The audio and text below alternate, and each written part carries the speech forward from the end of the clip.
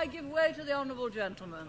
There is no doubt that the Prime Minister has in many ways achieved substantial success for the economy.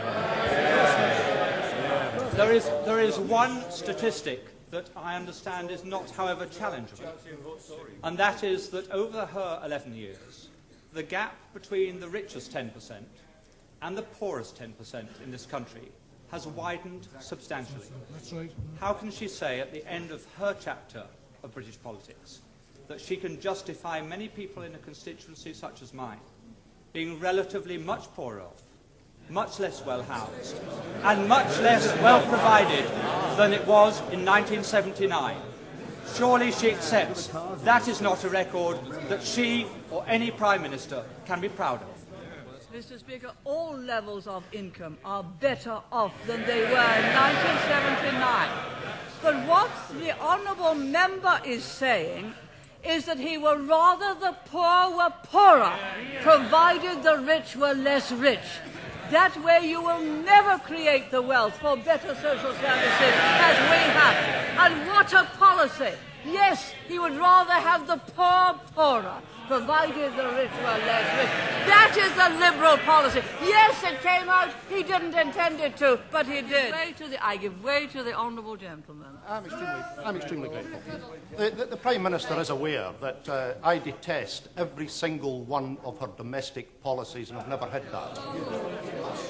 And I think that the honourable gentleman knows that I have the same contempt for his socialist policies as the people of East Europe who have experienced it have it for theirs.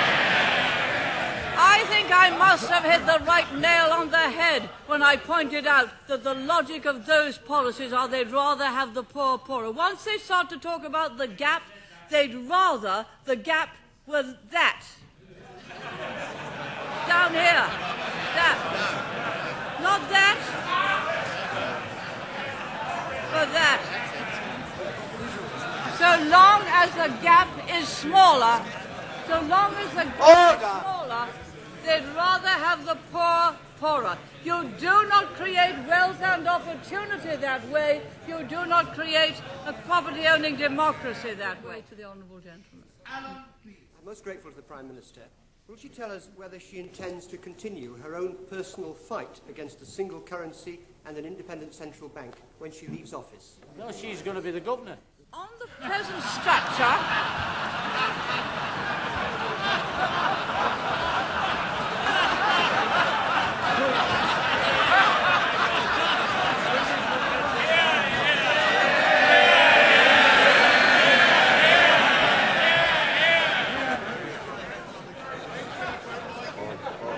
Order. The Prime Minister. what a good idea.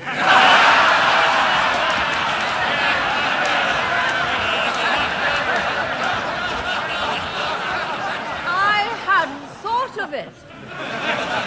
But if I were, there'd be no European Central Bank accountable to no one, least of all to national parliaments. Because the point of that kind of European Central Bank is no democracy, taking powers away from every single parliament and being able to have a single currency and a monetary policy and an interest rate which takes all political power away from us. As my right honourable friend said in his first speech, after the proposal of a single currency is about the politics of Europe. It is about a federal Europe by the back door. So I'll consider the honourable gentleman's proposal. Now, where were we? I'm enjoying this.